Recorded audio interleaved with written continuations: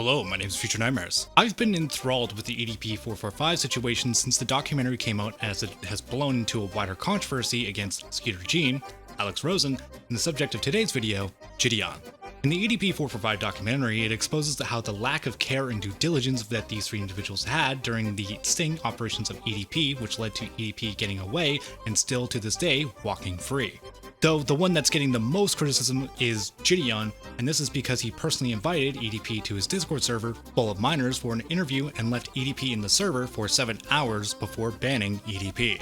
Now, one of the claims that Jidion makes in his video in response to the controversy is how Kayla Hoskins mentions EDP first, something EDP also states in Mike Clum's documentary. Jidion uses these clips in the documentary of Kayla speaking about the situation to reinforce his claim. My role in this occurrence. But as it turns out, Kayla herself in the documentary stated that she had already been messaging EDP before I had even ever added him in my own Discord. My name is Kayla Hoskins, and in June 2023, I received an Instagram DM from EDP445, otherwise known as Bryant. I first replied to EDP because I always reply to anyone who messages me, and I didn't know who he was, but I freaked out because he told me he was and sooner rather than later he started sending very flirtatious messages. A while later, Jidion added EDP into his Discord filled with kids for a Q&A, and then when I told people in the server that EDP texted me, Jidion quickly knew about it because his manager told him. So EDP was added into my Discord server to do an interview on June 21st. Now, to be honest, this clip would be damning, and a lot of viewers in the documentary would believe, based off these clips, in conjunction, that would mean that Kayla did message EDP first. Except, that's not what she said. Well, I met Jidion way before the EDP situation happened. I met him when he had a contest on Guess Who's the Black Person, and I won that contest. I fooled him. And then after that, his manager, Inside, added me on Discord. And then, a while later, Jidion added EDP into his Discord filled with kids for a Q&A. And I thought that was messed up, but these two clips in the documentary were spliced from two wildly different contexts in which Kayla was speaking about. The clip in where she states, quote, a little while after EDP was invited into the server was added into the documentary without its original context. So the context that was actually missing in Mike Clum's documentary is that Kayla Hoskins was recounting her history of her meeting Jidion, not when she was first messaging EDP. Now, personally, I would write this off as a mistake and not a malicious edit to discredit Kayla Hoskins, but this is a horrible edit that has been weaponized by Jidion and his fanbase to victim blame a 15-year-old girl, something that I think Mike Clum is culpable for happening based off his documentary and his editing. And I would implore you, dear viewers, to go and watch the full video down in the description below of the interview. So the people who are actually spearheading this claim is Inside, one of Jidion's old mods, because he just heard it from someone else in the Discord server who was making that claim, which that claim was being made after Kayla Hoskins' video against Jidion and the whole EDP445 situation first came out. Also EDP445 and Jidion himself. And if you don't remember who Inside is, well, Inside is this guy who said this. Inside, the Discord moderator who contacted EDP about the sting, he actually gave Kayla some advice on how to go about communicating with EDP. So happy that this worked out, bro. Wait, here, Inside. I'm so happy this worked out. So everybody doesn't think, I paid this girl. Can you tell them what happened? Okay, so basically, Kayla messages me whenever he starts DMing her, and she's like, yo, EDP is DMing me. And so we got on a call, and I was like, first off, make sure you tell your parents, tell the police, all that kind of stuff. And then I was like, yo, I have a fire idea for a video. What if you just lead him on for a little bit so that, and then I'll tell Jidion all about this, and maybe Jidion can get an IRL interview with EDP because he ghosted us on the online one. Hey child, hey kid, what if you messaged the pedophile and the pedophile groomed you? Fuck this guy, man. Fuck this guy. He also made this tweet saying that he took full advantage of the Kayla situation and made this absolutely egregious TikTok video. Here's how I helped catch EDP445. So basically, I run Jidion's Discord. Discord.gg/Jidion if you haven't joined yet. And a couple months ago, I set up an interview with EDP445 himself for Jidion's stream. But EDP ghosted us. So naturally, I was angry and I wanted to get back at EDP445. When this girl texted me and said that EDP had hit her up while he was in our Discord, I had to do something about it. So I hopped in a call with her and I was like, yo, let's lead on EDP.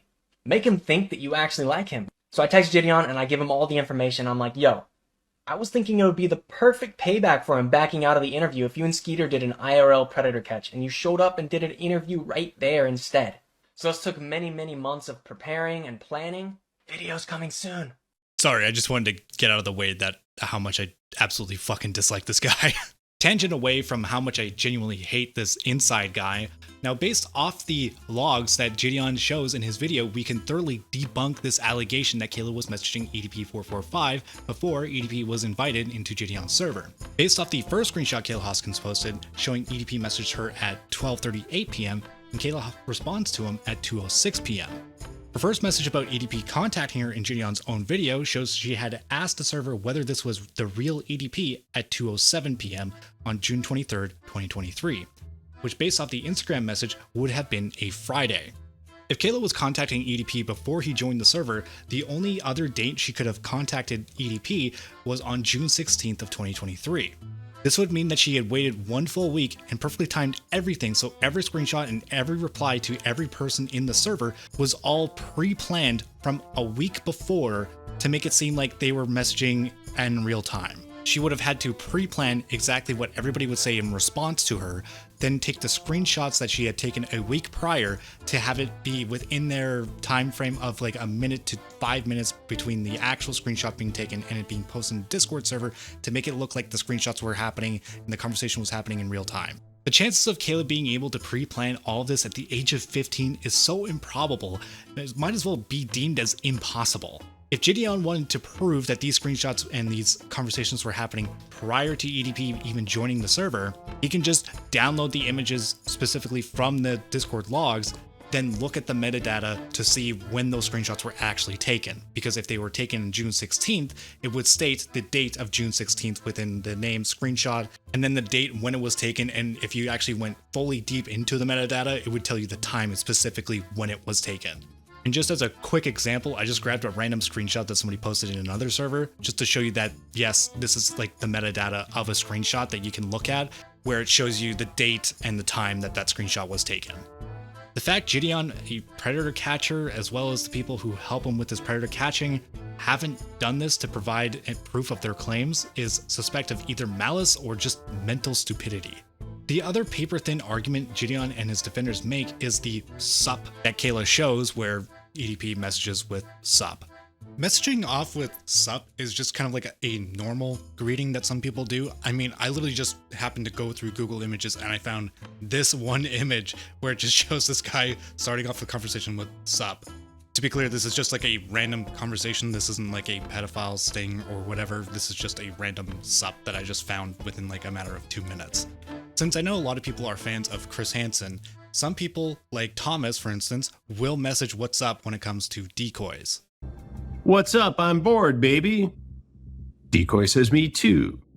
What you need, I got it. To sit there and claim that it's too odd for a predator to message sup or what's up as a means of first contact is absolutely ludicrous. Plenty of people use sup as a means of first contact, so based off of everything in Jidion's response, there is absolutely, unequivocally no evidence that Kayla ever messaged EDP first. It is on Jidion to provide evidence that there is actual evidence that Kayla messaged EDP first, because currently, as it stands right now, there is zero evidence, and what he is doing is currently lying about Kayla Hoskins messaging EDP first. But Mr. Nightmare, EDP was honest about pretty much everything in the documentary. Why would he lie this time? Well, if you remember our chubby ginger Alex Rosen, you know that the reason EDP got away the first time, it was because Alex had the decoy message EDP first. EDP knows this is why he got away the first time, so if he lied about Kayla messaging first, he would believe it would shoot down the case again and then he would be still walking free. Though technically it wouldn't matter in this case because Kayla is actually fucking 15 at this time. But hey, let's believe an actual pedophile who already tried to lie about meeting up with a minor for an innocent cupcake. Maybe we should stop believing predators and victim blaming a fucking 15-year-old girl. Anyways, I'm Future Nightmares. Thank you for watching.